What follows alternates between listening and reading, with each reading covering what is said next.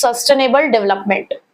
Sustainable development की अगर मैं बात करूं तो आप लोगों ने बचपन में इसकी एक डेफिनेशन पढ़ी थी, वही बचपन की डेफिनेशन को ही हमें यहां पर भी पढ़ना है। क्या था सस्टेनेबल डेवलपमेंट? कि हमें अपने रिसोर्सेज का ऐसे इस्तेमाल करना, देखो हमें बिल्कुल ऐसे दयालु भी नहीं होना कि हमें सिर्फ फ्यूचर जनरेशन के लिए रिसोर्सेज को रखना है। हमें यूसेज इस तरीके से करना है अपने रिसोर्सेज का कि हम भी उन सारे रिसोर्सेज का बेनिफिट ले सके, प्लस जो फ्यूचर जनरेशन है हम उसके लिए भी कुछ यहां पर बचा सके। तो सस्टेनेबल डेवलपमेंट क्या कहता है? It refers to the development process that meets the need of present generation, कि प्रेजेंट जनरेशन की जो नीड है वो भी पूरी हो रही है, but without compromising the ability of the future generation to meet their respective needs, कि वो भी अपनी नीड्स को पूरा कर पाए। जो हमारी फ्यूचर जनरेशन है, हम लोगों को ऐसा नहीं करना कि सब कुछ हम ही यूज कर ले, उनके लिए भी हमें कुछ छोड़ना है। ठीक है, अब आप ये कर कैसे सकते हो, कैसे आप सस्टेनेबल डेवलपमेंट को अचीव कर पाओगे? उसके लिए हमारे पास यहाँ पे 5 पॉइंट्स है। नंबर 1 पॉइंट जो हमें पता ही होता है, पॉपुलेशन कंट्रोल। हमें सबसे ज्यादा कंट्रोल करना है पॉपुलेशन को। पॉपुलेशन कंट्रोल, देखो पॉपुलेशन तब हमारे लिए प्रॉब्लम आती है जब हम उसको मैनेज नहीं कर पाते हैं, या हमारा इन्वायरमेंट की जो कैरिंग कैपेसिटी है वो इतनी नहीं होगी। अगर हमारे एनवायरनमेंट की कैरिंग कैपेसिटी अच्छी है तो वो पॉपुलेशन हमारे लिए कोई प्रॉब्लम नहीं है। हमारे लिए आज वो प्रॉब्लम इसलिए है क्योंकि जो ग्रोथ ऑफ पॉपुलेशन है वो एनवायरनमेंट की कैरिंग कैपेसिटी से ज्यादा जा रही है। तो हमें इस बात का ध्यान रखना होगा कि पॉपुलेशन ग्रोथ एनवायरनमेंट की कैरिंग कैपेसिटी से कम रहे। Second is careful use of renewable resources. ठीक है, रिन्यूएबल रिसोर्सेज वो हैं जो खत्म नहीं होने वाले हैं, लेकिन हमें बहुत ज्यादा भी इनका यूसेज नहीं करना, क्योंकि यहां पर भी आपको एक चीज का ध्यान रखना होगा कि the rate of extraction should not exceed the rate of regeneration, क्योंकि कुछ रिन्यूएबल रिसोर्सेज ऐसे हैं जिसको आप एक्सट्रैक्ट करते हो, तो रेट ऑफ एक्सट्रैक्शन आपका रेट ऑफ रीजनरेशन से ज्यादा नहीं होना चाहिए। ठीक है, third one is substitution of non renewable resources. अब पता है हमें कि जो रिसोर्सेज एक ना एक दिन खत्म हो जाएंगे, तो कहीं ना कहीं हमें उन सब चीजों का क्या निकाल लेना चाहिए, सब्स्टिट्यूशन निकाल लेना चाहिए। So the rate of depletion of non renewable resources must not exceeds the rate of creation of renewable resources, यानी कि जितनी जल्दी वो खत्म हो रहे हैं आपका खत्म होने का रेट उसके क्रिएशन के रेट से कम होना चाहिए। मतलब आप इतनी भी जल्दी जल्दी उसका इस्तेमाल मत करो कि वो अचानक से एक दिन खत्म हो जाए। इससे पहले वो खत्म होए आप उसके लिए क्या फाइंड आउट कर लो, एक substitution. Fourth one is pollution control. ये भी हमारे लिए बहुत जरूरी है, that the discharge of pollution should be limited to absorption capacity of environment. उतना ही पॉल्यूशन आप करो जितना कि आपका एनवायरनमेंट उस चीज को एब्जॉर्ब कर सकता हो। ठीक है, मैंने ना बिल्कुल मेन लाइन लिखी है, लिखने को आप इसे बहुत कुछ लिख सकते हो, बट जो एक लाइन होती है ना की लाइन, कि हाँ यार ये तो लिखना ही है, ये इसका मेन चीज है, तो मैंने वो लिखा है। ठीक है, उसके बाद है इनपुट एफिशिएंट टेक्नोलॉजी। अब ये क्या कहता है, इनपुट कम लगाना है, आउटपुट ज्यादा जनरेट करना है। हमें ऐसी टेक्नोलॉजी को डेवलप करना होगा कि मोर अमाउंट ऑफ प्रोडक्शन तो हो but less amount of resources हो, यानी कि कम रिसोर्सेज में ही हमें ज्यादा आउटपुट मिल जाए। कुछ ऐसी टेक्नोलॉजीज को हमें डेवलप करना है और उनको ही इस्तेमाल करना है। ठीक है, तो ये 5 तरीके हैं जिससे आप सस्टेनेबल डेवलपमेंट को अचीव कर सकते हो। अब नेक्स्ट टॉपिक है हमारा स्ट्रैटेजीज फॉर सस्टेनेबल डेवलपमेंट, यानी कि क्या कर सकते हैं हम सस्टेनेबल डेवलपमेंट के लिए, कौन सी स्ट्रैटेजीज को हमें अडॉप्ट करना होगा। तो 7 स्ट्रैटेजीज है हमारे सामने यहाँ पे। तो सबसे पहला है, वैसे तो बहुत ही, अगर आपको लगता है कि कोई और पॉइंट्स भी हैं तो आप अपनी तरफ से भी ऐड ऑन कर सकते हो, जैसे कि अगर आपने पहले कभी पढ़ा है बचपन में या किसी और बुक में आपको कोई पॉइंट मिलता है तो आप अपनी तरफ से भी ऐड ऑन कर सकते हो। ये एक ओपन क्वेश्चन है, ठीक है, मतलब इसके लिए ये नहीं है कि रिस्ट्रिक्टेड की यही बुक के पॉइंट्स लिखने हैं। ठीक है, सो नंबर 1 पॉइंट है हमारे पास, use of non conventional sources of energy. देखो एनर्जी को जनरेट करने के लिए हम बहुत सारे सोर्सेज का इस्तेमाल करते हैं, बट हमें ये ध्यान रखना होगा कि हमें जो रिसोर्सेज हम इस टाइम पे इस्तेमाल कर रहे हैं वो हो सकता है कुछ ऐसे रिसोर्सेज हो जो बहुत जल्द खत्म हो जाएंगे, यानी कि वो नॉन रिन्यूएबल हो सकते हैं। तो हमें यहाँ पर इस चीज का ध्यान रखना है कि हम किस चीज का इस्तेमाल करें, non conventional sources of energy का। इंडिया के अंदर जो यहाँ पर एनर्जी जनरेट की जाती है, इलेक्ट्रिसिटी जनरेट की जाती है, पावर जनरेट की जाती है, वो ज्यादातर कहाँ से जनरेट की जाती है, थर्मल और हाइड्रो पावर प्लांट से। ठीक है, तो यहाँ पर जरूरत है कि आप इन दोनों ही रिसोर्सेज के कुछ सब्स्टिट्यूशन निकालो। क्यों?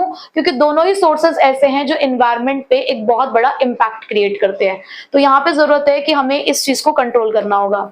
Second one is use of cleaner fuels, और इसका एक बहुत बड़ा एग्जांपल है सीएनजी, कि अर्बन एरियाज के अंदर ये जो हमारे पास कंप्रेस्ड नेचुरल गैस के नाम से एक नया हमारे पास फ्यूल आया, जिसकी वजह से काफी हद तक पॉल्यूशन को कंट्रोल करने में मदद मिली है, तो ये भी हम कर सकते हैं। Third one is establishment of mini hydel plants. These streams can be used to generate the electricity through the mini hydel plants. यानी कि यहाँ पर बड़े बड़े प्लांट्स को एस्टैब्लिश ना करके हम यहाँ पर क्या कर सकते हैं कि छोटे छोटे हाइडल प्लांट्स को एस्टैब्लिश करके उससे भी रीजन वाइज जो इलेक्ट्रिसिटी है उसको जनरेट किया जा सकता है। ठीक है। Fourth one is traditional knowledge and practices. देखो हम कहते हैं ना कि जो पहले के लोग किया करते थे ना, वो बहुत सही चीजें किया करते थे, और पहले के टाइम के एनवायरनमेंट में और आज के टाइम के एनवायरनमेंट में बहुत फर्क आ चुका है। ठीक है। तो इंडिया की अगर हम बात करें ना, तो इंडिया के लोग ऐसे हैं जो बहुत ज्यादा अपने नेचुरल इन्वायरमेंट से कनेक्टेड है। हम आज के टाइम पे बहुत सारी ऐसी चीजें करते हैं जो हमारे इन्वायरमेंट के लिए अच्छी होती है। तो पहले के टाइम पे जिस तरीके से एग्रीकल्चर किया जाता था, सारी चीजें क्या होती थी, मैनुअली की जाती थी, मतलब लोग खुद सारे काम करते थे। आजकल जो चीजें मशीनों के थ्रू हो रही है, पेस्टिसाइड्स है हमारे पास, केमिकल फर्टिलाइजर्स है, पहले इन सब चीजों का इस्तेमाल ही नहीं किया जाता था, नेचुरल मैन्योर का इस्तेमाल किया जाता था, और जितनी भी चीजें हुआ करती थी वो नेचुरल होती थी, जिसकी वजह से हमारे एनवायरनमेंट को किसी भी तरीके की प्रॉब्लम नहीं होती थी। तो यहाँ पे वो कह रहे हैं कि वही जो ट्रेडिशनल नॉलेज थी ना लोगों की, या वही जो ट्रेडिशनल प्रैक्टिसेस थी, अगर उसे भी आज हम इस्तेमाल करें आगे जाके या लोगों तक पहुंचाएं, तो ये भी हमारे लिए अच्छा होगा। So Indian people are very close to their environment. All the practices related to the agriculture system, healthcare system, housing, transport, etc. used to be environmental friendly. यानी कि जिस तरीके से पहले ये चीजें इस्तेमाल होती थी जो environmental friendly थी, आज भी हम ये काम कर सकते हैं। Fifth one is the use of biocompost. अब यहाँ पे क्या है कि ज्यादा से ज्यादा प्रोडक्टिविटी को बढ़ाने के लिए हम लोग फर्टिलाइजर्स पे शिफ्ट हो गए हैं, केमिकल फर्टिलाइजर्स हम लोग इस्तेमाल करने लगे हैं, जिसकी वजह से हमारी जो लैंड की प्रोडक्टिविटी है वो कंटामिनेटेड हुई है, यानी कि उसमें मिलावट आ गई है, वो खराब हो रही है, डिग्रेड हो रही है। एट द सेम टाइम हमारी जो वाटर बॉडीज है ना, वो भी कंटामिनेटेड हो रही है, यानी कि वो भी खराब हो रही है, पॉल्यूटेड हो रही है। तो यहाँ पे जरूरत है कि हमें रिप्लेस करना चाहिए उन केमिकल फर्टिलाइजर्स को नेचुरल चीजों से। So the use of chemical fertilizers to increase the agriculture production has not only adversely affected the large areas of productive land, सिर्फ लैंड को ये अफेक्ट नहीं कर रहा है, but it also contaminated the water bodies. ये हमारी water bodies को भी अफेक्ट कर रहा है। Six one is control of biopest. अब यहाँ पर आपको कंट्रोल करना होगा पेस्टिसाइड्स का।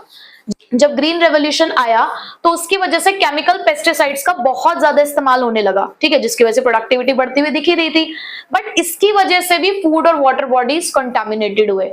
तो ग्रीन रेवोल्यूशन जहां पर हमारे लिए एक बूंद साबित हुआ, तो कहीं ना कहीं वहां पर हम उसके नेगेटिव इफेक्ट्स भी देख रहे हैं। Seventh one is change in unsustainable pattern of consumption and production. यहाँ पर जो हमारा पैटर्न है ना कंजप्शन और प्रोडक्शन का, उसमें भी सस्टेनेबिलिटी नहीं है, यानी कि वो भी एक कहते हैं ना बैलेंस के साथ चलना, तो वो बैलेंस नहीं है उसके बीच में भी। So with increasing purchasing power, क्योंकि लोगों के हाथों में पैसा बहुत सारा आ चुका है, परचेजिंग पावर इंक्रीज हो गई है, सो वेस्टफुल कंजप्शन कर रहे हैं, which linked to the market driven consumerism, जिसकी वजह से क्या हो गया है कि लोग हर चीज खरीदना चाहते हैं मार्केट के अंदर, देखा देखी लोग चीजों को खरीद रहे हैं। हमें जिन चीजों की जरूरत नहीं भी है, हम उन चीजों को भी आज के टाइम पे खरीद रहे हैं, and it's stressing the resources base of developing countries further, जिसकी वजह से जो डेवलपिंग कंट्रीज है उनके लिए प्रॉब्लम होती चली जा रही है, क्योंकि कंजप्शन बहुत ज्यादा बढ़ता जा रहा है चीजों का, और उस हिसाब से हम प्रोडक्शन नहीं कर पा रहे हैं। ठीक है, तो ये हमारे पास 7 स्ट्रैटेजीज हैं जिससे हम सस्टेनेबल डेवलपमेंट को कहीं हद तक मेंटेन कर सकते हैं। ठीक है, हमने चैप्टर का जो पूरी चैप्टर के जितने भी कॉन्सेप्ट्स थे वो हमने सारे पढ़ लिए, बट एक ना क्वेश्चन निकल कर आता है चैप्टर के अंदर से, एक स्टेटमेंट है, क्योंकि हम लोग ना एनसीईआरटी फॉलो करते हैं अपने इंडियन इकोनॉमिक डेवलपमेंट के लिए, और उसका ना एक एक वर्ड हमारे लिए इंपॉर्टेंट है।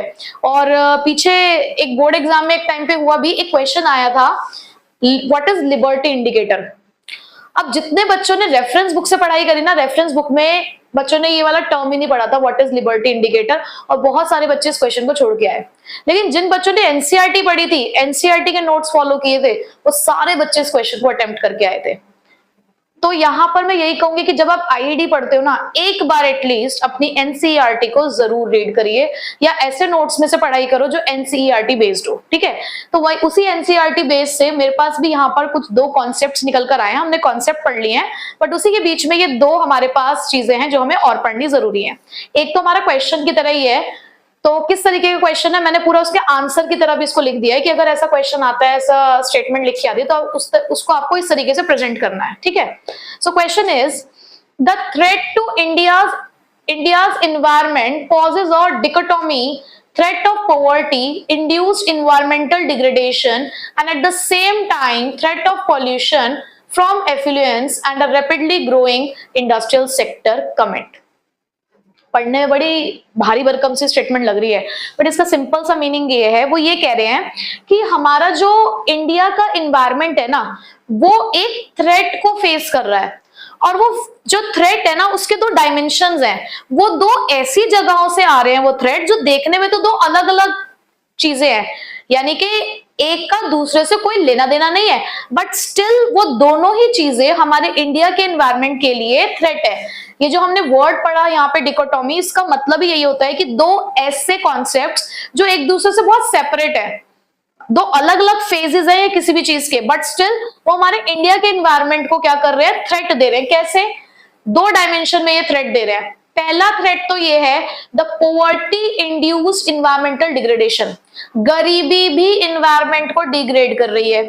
दूसरा थ्रेट जो आ रहा है वो आ रहा है the pollution from the affluence and rapidly growing industrial sector. अब यहाँ पे एफ्लुएंस का मतलब होता है जो आपके पास बहुत सारा पैसा है ना, जो बहुत सारा खर्चा किया जा रहा है, जो लोगों की जेब में बहुत सारा पैसा और उसको खर्च कर रहे हैं, जिसकी वजह से डिमांड को इंक्रीज कर रहे हैं, और इंडस्ट्रियल सेक्टर जो बढ़ रहा है कहीं ना कहीं, उसकी वजह से भी इन्वायरमेंट डिग्रेड हो रहा है। तो पढ़ते हैं कि किस तरीके से ये थ्रेट है। तो सबसे पहला पॉइंट है that poverty induced environmental degradation, how it mainly caused by cutting of trees. क्योंकि देखो हम क्या कर रहे हैं, हम ज्यादा से ज्यादा पेड़ों को काट रहे हैं। भाई गरीबी है, अब जो पुअर पीपल होते हैं वो ज्यादातर अगर हम देखें तो रूरल एरियाज में है। अब वो रूरल एरियाज में है तो वो अपने सर्वाइवल के लिए क्या कर रहे हैं, एग्रीकल्चर का काम कर रहे हैं। आपको पता है पेड़ भी बिकते हैं, तो कुछ लोग क्या करते हैं, जैसे उनकी जमीनें होती हैं तो उस जमीनों पे वो क्या करते हैं, पेड़ उगाते हैं। अब पेड़ उगा के उसको काटते हैं मार्केट में बेच देते हैं। और ये एक अच्छी चीज भी है, देखो फायरवुड मिलता है हमें, उससे हमें टिम्बर मिल रहा है तो उससे फर्नीचर भी बनता है। बट कहीं ना कहीं देखो, एक बड़ा पेड़ अगर बड़ा हुआ तो वो क्या करता है, हमारे इन्वायरमेंट को क्लीन करता। आपको पता है ना कि जो पेड़ होते हैं, जो ट्रीज होते हैं, क्यों उनको ज्यादा से ज्यादा लगाने के लिए कहा जाता है, क्योंकि वो इन्वायरमेंट को प्योर करते हैं। अगर आप कभी अपने गांव वगैरह में जाओ तो आपको ना वहां पर बहुत अच्छा महसूस होगा। आप अगर दिल्ली में रहते हो, आप दिल्ली में रहो और कभी जैसे किसी के दादा नानी रहते होते हैं भाई गांव वगैरह में, अगर कभी आप वहां जाओ आपको बहुत अच्छा फील होगा वहां जाके। क्यों? क्योंकि वहां की एयर बहुत फ्रेश होती है, क्योंकि वहां पे चारों तरफ पेड़ ही पेड़ होते हैं। तो ये चीज है कि जितने ज्यादा ट्रीज होंगे उतने ज्यादा हमारा जो एनवायरनमेंट है ना वो अच्छा होगा। बट यहाँ पे क्या हो रहा है, पेड़ों को काटा जा रहा है क्योंकि हमें फायरवुड की जरूरत है।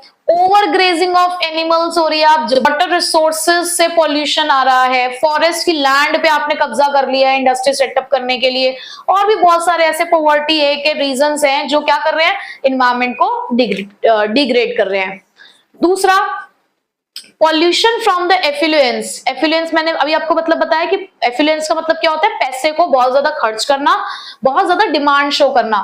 सो विद एफ्लुएंस, जिसको आप वेल्थ कह सकते हो, the demand for goods and services increases which necessitates the need for increasing the production, resulting in increase in demand for resources as well as rise in pollution through vehicles and industry.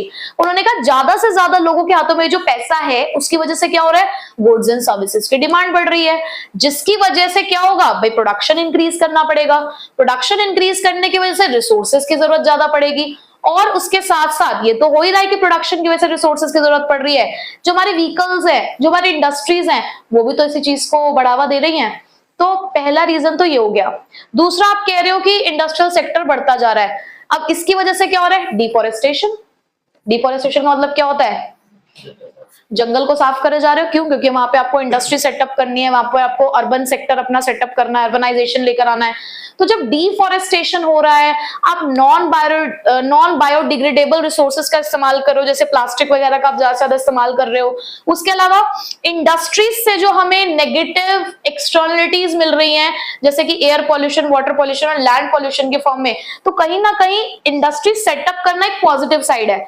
But उसी के साथ एक negative side भी आ रही है हमारी country के अंदर कि हमारा एनवायरमेंट डिग्रेड हो रहा है। क्यों? क्योंकि वहां से पॉल्यूशन आ रहा है। वाटर, एयर, लैंड, तीनों तरीके का पॉल्यूशन वो हमें प्रोवाइड कर रहे हैं। व्हीकल्स कहीं ना कहीं नॉइज पॉल्यूशन हमें प्रोवाइड कर रहे हैं। तो ये दोनों ही एक दूसरे से पोल्स अपार्ट चीज है, दोनों का एक दूसरे से कोई लेना देना नहीं है, बट स्टिल दोनों ही हमारे इंडिया के एनवायरमेंट के लिए एक बहुत बड़ा थ्रेट है। ठीक है, क्लियर हो गया ये वाला क्वेश्चन आपको? नेक्स्ट, एक टर्म निकल कर आई, जैसे मैंने अभी आपको एक लिबर्टी इंडिकेटर बताया ना, एक टर्म, इसी तरीके से वो हमें नेक्स्ट चैप्टर में पढ़ना है। यहां पर भी एक टर्म है मॉन्ट्रियल प्रोटोकॉल। अब ये मॉन्ट्रियल प्रोटोकॉल का कॉन्सेप्ट क्या होता है? जैसे कि हम सभी को पता है कि ओजोन लेयर हमारे यहाँ पर आने वाली जो यूवी रेज हैं, जो हार्मफुल यूवी रेज हैं, उससे क्या करती है? हमें प्रोटेक्ट करती है ना। तो उन्होंने बोला as the ozone layer prevents the most harmful wavelengths of the UV light from passing through the earth's atmosphere, it's depletion has generated world wide concern.